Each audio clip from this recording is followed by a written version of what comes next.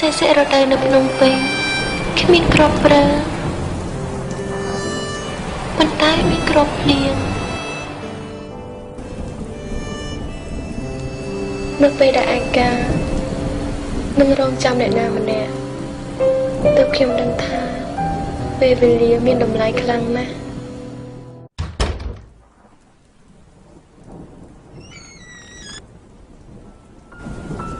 ពេលខ្លះឆាកជីវិតរបស់មនុស្សដូចជានៅក្នុងបទចម្រៀង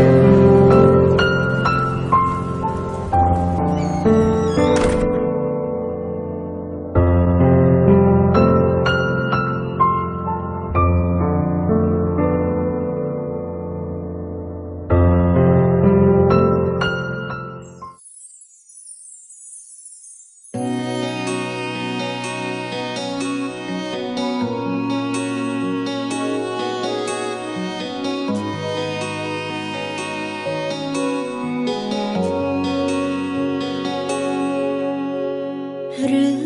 ជីវិតនេះមិនដឹងរៀបរាប់ចាប់ពីពេលណាគ្រាន់តែដឹងថាពេលអត់លុយចាយនឹកមកមុនគេតាំងពីនៅក្រោយឆ្មាតែងស្រែកថាតូចចិត្តពេលម៉ាក់ជេរអ៊ូមិនដែលទំនេរគឺម៉ាក់តែងតែតាមមើលពីក្រោយពេលភ្ញាក់ពីគេគឺឮសំឡេងទេសនាគ្រប់ពេលសំឡេងម៉ាក់ជេបែរជាពីរោះដោយចំរៀងហើយនៅពេលដែលកូនធំគុំនិតនេះមិនដូចនៅក្មេងទៀតឡើយហេតុផលកូនបានយល់ហើយម៉ាក់ធ្វើគ្រប់យ៉ាងគឺម៉ាក់ចង់ឲ្យកូនល្អនៅលោកនេះខ្ញុំស្រឡាញ់ម៉ាក់របស់ខ្ញុំជាងគេសប្បាយចិត្តណាស់ដែរកើតជាកូនម៉ាក់ជីវិតនេះហត់នឿយពេកហើយម៉ាក់តែនៅខាងកូនគ្រប់ឧ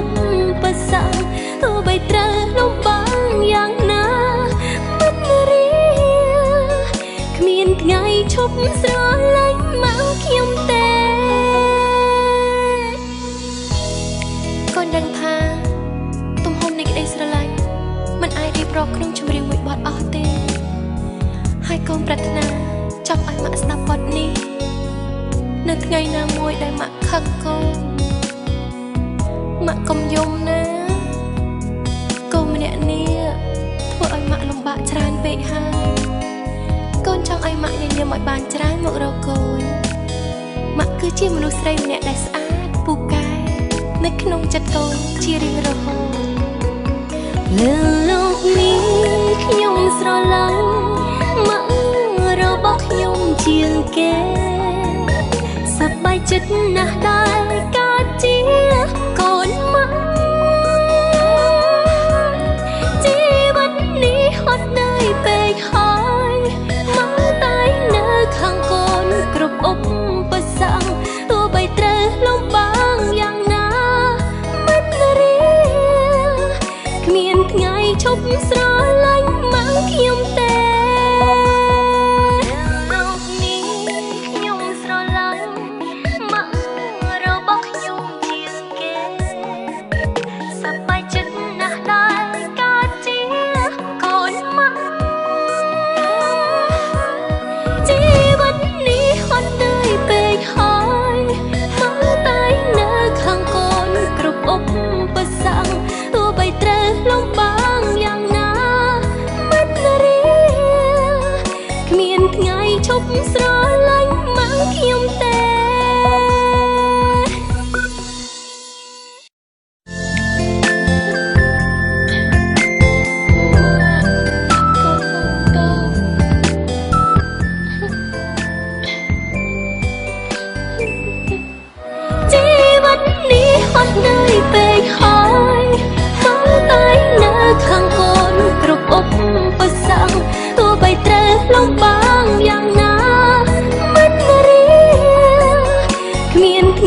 ប់ស្រឡាញ់មកខ្ញុំទេ